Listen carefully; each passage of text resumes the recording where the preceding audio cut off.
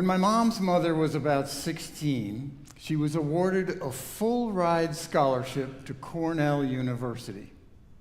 She didn't go. She wanted to go, but her stepmother, who came from a blue-collar German immigrant family, said, "If she goes to college, I get a maid." And that was it. End of discussion. So my brilliant grandmother went to work as a secretary. Nothing against secretaries, but she had greater potential, I think. And there are plenty of other uncomfortable stories about my recent ancestors and their sometimes backwards worldviews. And I'll share a few of them in upcoming services. 2 generations after Grandma got shut down, I went to Cornell, but I left again in my junior year. I was disillusioned with the world that recent generations had bestowed on me and my peers, especially the looming threat of 50,000 nuclear weapons on hair trigger. So I left Cornell to walk from Los Angeles to Washington, D.C. on the Great Peace March for global nuclear disarmament, a move which my father's father disagreed with. As a young adult, I was pretty disinterested in the preferences and stories of ancestors like him. Even now, I'm much more interested in how we could make things better. So I've had this worldview of constant progress, where each generation strives to make the world better for the next generation, right? More security, more access to tools and wealth, more rights and inclusion, infinite economic growth, onward and upward, right? And for much of my adulthood, I kind of dismissed my ancestors as not worth much time or effort, because to me they represented, in a way, the ignorant past. And ironically, I have some amazingly progressive ancestors. People ask me, what does JD stand for? Well, my birth name was John Dewey. And yes, I am related to the great educator and democracy advocate, John Dewey. And it's ironic because less than a decade after changing my last name to Stillwater, I became an educator myself and got enamored with democratic education in particular. Well, this is a time of year when many cultures honor ancestors. In the last few fall seasons, I've been revisiting how I think about these relationships. And Halloween is a kind of shallow and commercialized shadow of its own ancestor, the pagan holiday of Samhain. And yeah, whoever chose the letters we use to represent Celtic phonetics, I think deserves a Darwin Award for linguistic obfuscation. I just don't see how those letters could possibly spell Samhain, but they do. One of my favorite Celtic vocalists is Moira Brennan, spelled like this. Anyhow, Samhain was how my pre-Christian European ancestors honored their ancestors. And Samhain literally means summer's end, but it was also New Year's Eve on their calendar. And incidentally, unlike our New Year, which has no relation to anything astronomical, Samhain is exactly halfway between the fall equinox and the winter solstice. It's part of what modern pagans call the wheel of the year. And that wheel includes some other holidays Christians co-opted, as you can see. And you'll see this again when I'm here in December. So Samhain was the night between the years, between 2 years. Pre-Christian European pagan worldviews share some similarities with indigenous worldviews from all over the planet. Close integration with seasonal and astronomical cycles, kinship with all life, and honoring of ancestors. I've started to think of such cultures, indigenous cultures, as steady-state cultures, because their worldview centered kinship and connection and cycles rather than a one-way focus on progress. My modern American culture says, have what you want, always extracting and consuming Earth's resources to meet our drive for more, more, more. Steady-state worldviews emphasize, want what you have. What we have is enough, they say. Life is good. I didn't learn about the pagan roots of holidays until I was an adult, but Halloween was really big in my childhood. My family went all out. My dad had this Army surplus parachute from World War II, or maybe Korea, that he would string up like a huge spider web. And we would open up our garage door with orange lights and hot spiced cider, jack-o'-lanterns, and this endless cassette tape loop of spooky sound effects. And then we had games like bobbing for apples and stuff like that. And of course, costumes. This is me, age 9, sweating far more than I expected while totally encased in aluminum foil. I'm supposed to be a robot. Now we actually have robots. And when the neighbors came to our house on Halloween, we would fry them a fresh donut right in our garage, and they could roll it still hot and still covered with the oil in a pan of confectioner's sugar or cinnamon sugar. You can see the raw donuts and the pans of sugar behind me in the picture. I wish I had more pictures from those Halloweens. And I think some of this to-do was my parents compensating for not giving out candy. My parents were into health food, vitamins, homemade whole wheat bread, whole grain donuts, if you can imagine. So, candy didn't really fit with the lifestyle. But our house was the go-to place for neighborhood kids and their parents on Halloween, because it was really fun.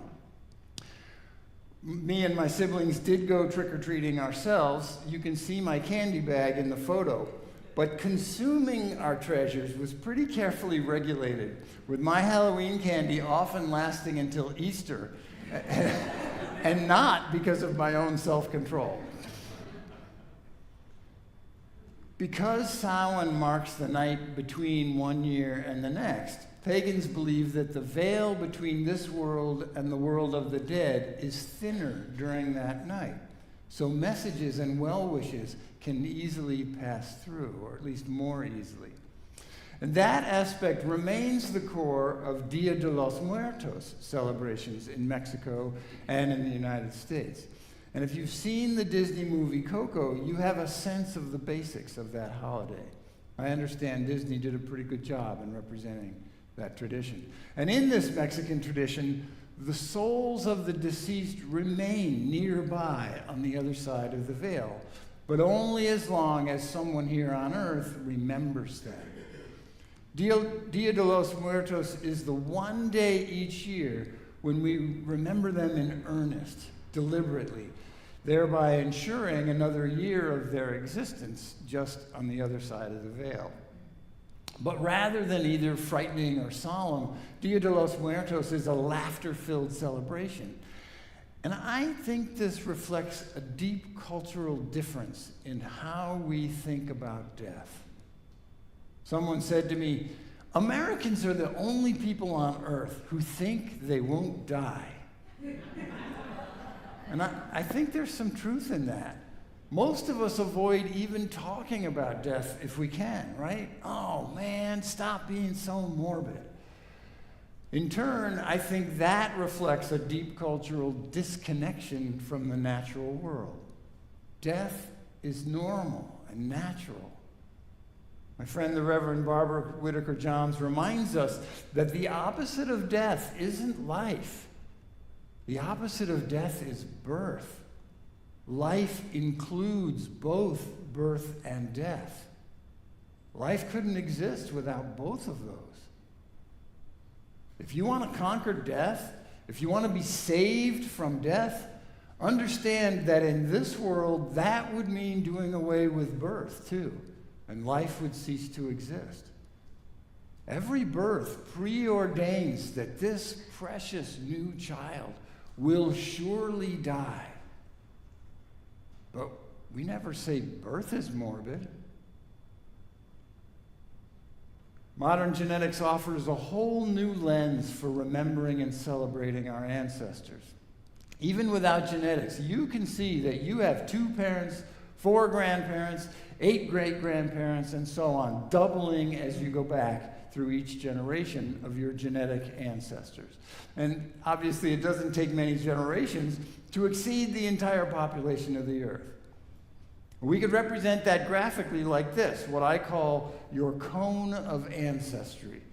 And we don't have to go back very far to realize that your cone of ancestry and mine have to overlap, as in we must have a common ancestor, a great-great-grandparent that we both descend from.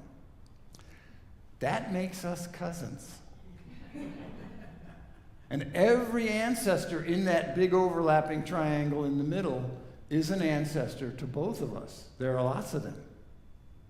This statistical approach suggests that almost all humans alive today probably have a common ancestor only a few thousand years back, at most.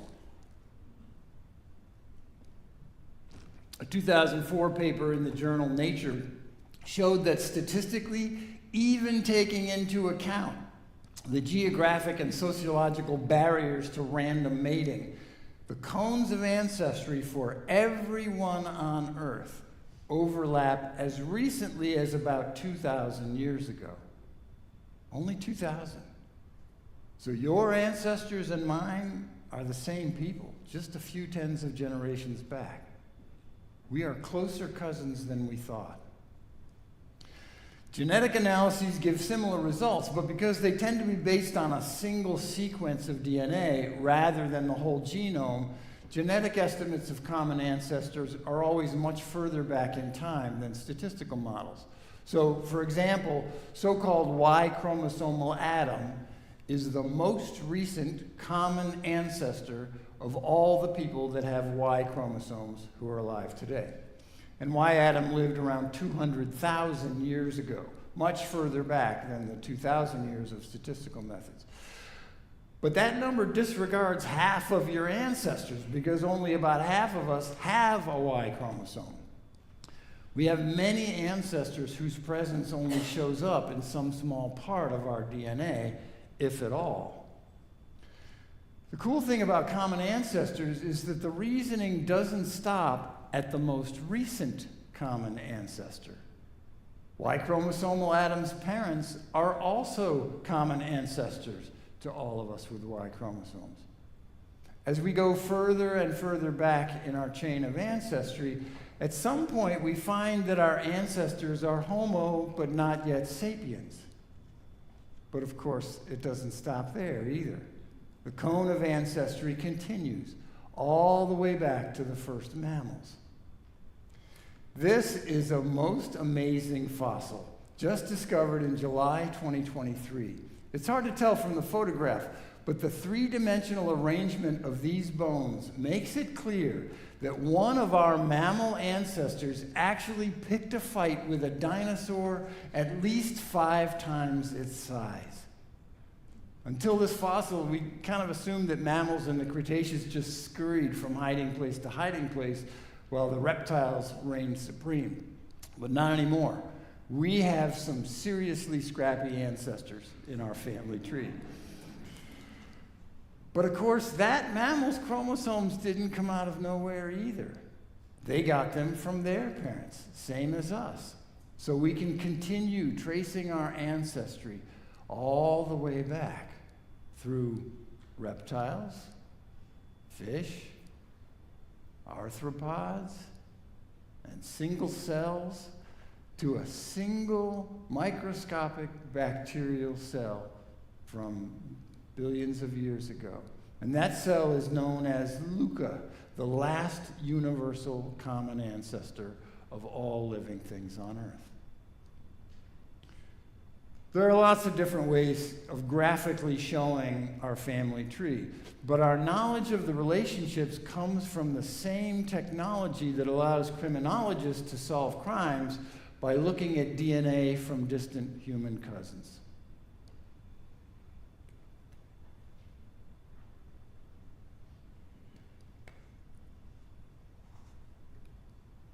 I'm told that in the Sufi worldview, and maybe some other Middle Eastern cultures, ancestors are not behind us in the past, but in front of us in the past, stretching out into the distance. because they literally went before us. We follow in their footsteps, which of course are in front of us. Their lives stretching out before us. So we're seeing the backs of our parents, and beyond them, the backs of our grandparents, and so on, details blurring as the generations recede into the distance in the past. Our lives not so different from theirs. And to me, this is a really foreign way of thinking about it. I have to work hard to even visualize it. But I enjoy trying, because I was acculturated in a paradigm of progress, where we don't want to follow in our ancestors' footsteps. We want to be better and do better than they did. We want to leave them behind, right? Well, the Sufi way, to me, seems to express a more steady-state worldview. It intrinsically honors the fact that we are not all that different from our ancestors. We have similar challenges. We go through similar life stages. We have the same loves and fears and griefs that they did. We follow in their footsteps. Today, when sustainability is the word of the decade, a more humble, more steady-state worldview may be in order. What would it look like? What would it feel like to be content living as our ancestors did, wanting what we have? To follow in our ancient ancestors' footsteps and to be content with that. Well, that math we did earlier calls into question the definition of an ancestor, because some of those who went before us didn't have any genetic descendants. They were born and died without having children. So they are in no one's cone of ancestry today. And that group includes many gay people and infertile people, people who died in childhood, who just never found a mate. But they participated in their times. So their memes, their ideas and contributions to history are also part of our makeup, especially our cultures and our technologies. So in that way, they are our ancestors too. In that while their genetics don't live on in our cells, their cultural and molecular contributions do. Why did I say molecular contributions? By the time you're 40 years old, about 125,000 pounds of matter have passed through your body and back out into Earth's cycles. So if you include all the air that's been inside your lungs and then right back out again, it's more like 500,000 pounds. Our bodies are made of the recycled parts of other bodies. And that's a kind of ancestry too, a molecular ancestry. I'm still of two minds when it comes to the notion of progress. I'm not ready to let go of the dream of beloved community, where minorities of all kinds are welcomed and loved for the beautiful rainbow diversity that they enrich all of us with. But progress has also traditionally meant ever cushier comforts and more complex technologies and all the environmental suicides that attend an extractive have what you want economy. Our current global worldview wants us to believe you're either growing or you're dying, right? Which is patently false. Our bodies go from age 20 to around 60 in a steady state period of high health and productivity, neither growing nor dying, for decades. It's only after seeing my own children as adults that I can really see the threads of deep connection with my grandparents. They were so much like me. And my kids are so much like me. Even the things I wish I hadn't passed on to them, that I know my children struggle with, there they are. James Baldwin wrote, quote, "Children have never been very good at listening to their elders, but they have never failed to imitate them." End quote. And noticing this invites me to wonder about the ways I am like my parents and grandparents, and how that plays out in my cousins, the ones I know and more distant ones, like you, and cousins that I've never met. I've come to appreciate family ties for what they can tell me about myself. Most of my ancestors are dead. And there's this persistent urban legend that gets reincarnated every so often that says there are more people alive now than have ever died. Nope.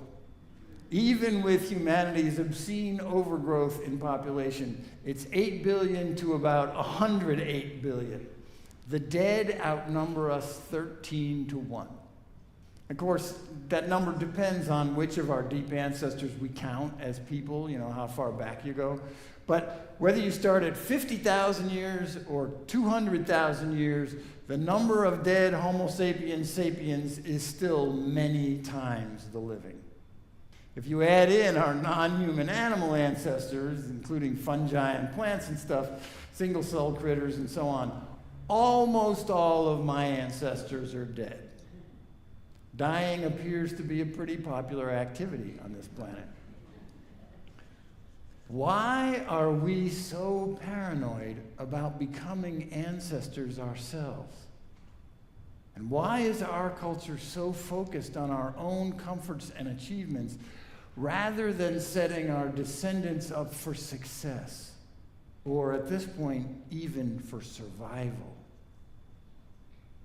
In the words of my friend Victor, an indigenous rights activist and a medical doctor from the Yaqui Nation, he says, "How will future generations know that you loved them?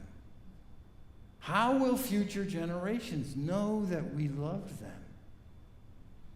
I think our fear of death and our unwillingness to face the reality of it drives our worldview of separation and exploitation that threatens the survival of our descendants.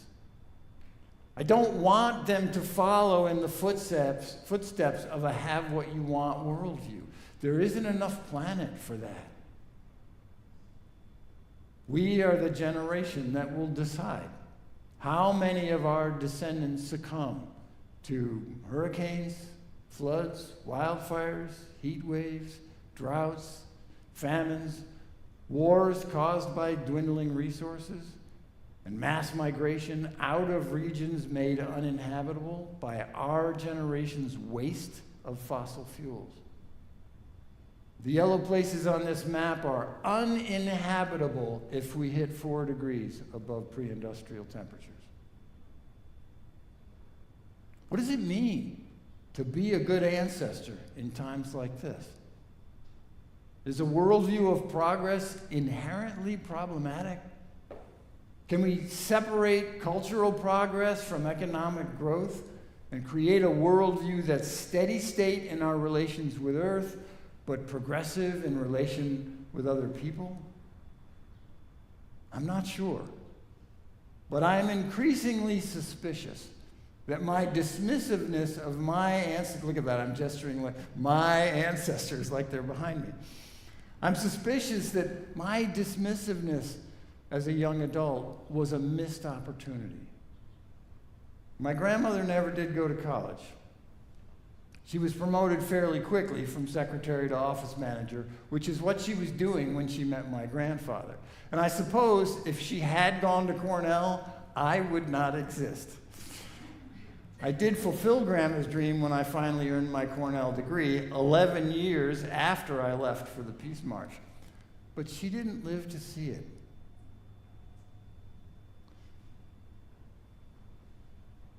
This Halloween season, Samhain, Dia de los Muertos, let's remember our ancestors and honor their lives because they were so like our own in so many ways. Let us revere the flow of matter that gives us life and makes us intimates with all our ancestors, contemporaries, and our descendants. Let us remember that we will die, following a long line of ancestors to do that successfully. if not always gracefully. Let us examine carefully the legacy we leave as ancestors, humbly accepting our very temporary ripple in the long river of time. May we have the courage of introspection necessary to ensure that future generations will know that we love them. And let us grapple with our own worldviews, finding the sweet both-and balance between a sustainable acceptance of what we have and constant progress towards the beloved community. May it be so.